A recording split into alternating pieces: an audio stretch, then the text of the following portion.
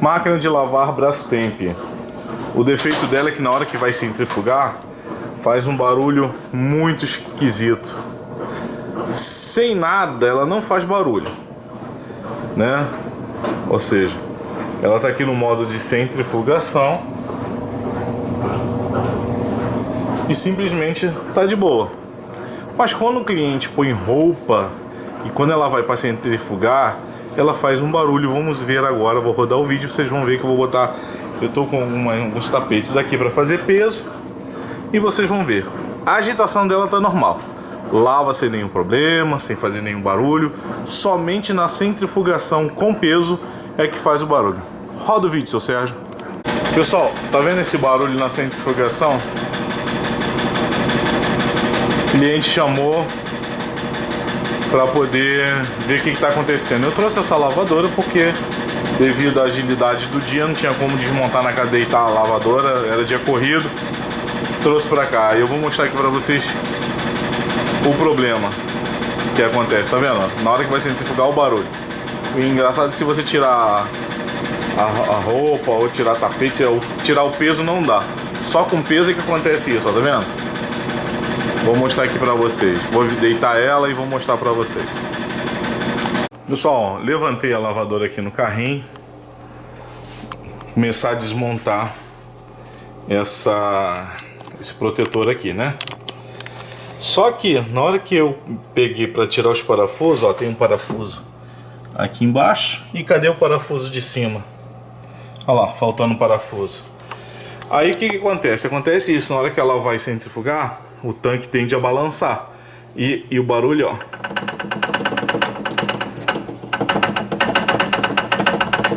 Então vocês viram, né? O problema da lavadora. Eu tô só simulando aqui, ó. Vou botar o parafuso e depois vocês vão ver, ó. O cliente reclama mesmo, é isso aqui, ó. Falta de um parafuso. O parafuso caiu, ou sei lá o que foi que houve. Só sei que não tem parafuso aqui. Aí ela vai centrifugar e...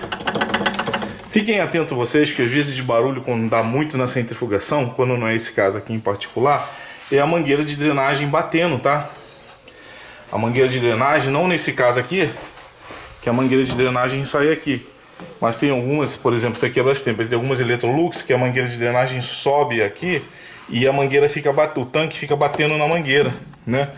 E fica fazendo esse barulho aqui só que por dentro, ó, fica assim, ó. Então quando vocês pegarem lavadora, na hora que está centrifugando, e ela fizer esse barulho, ó,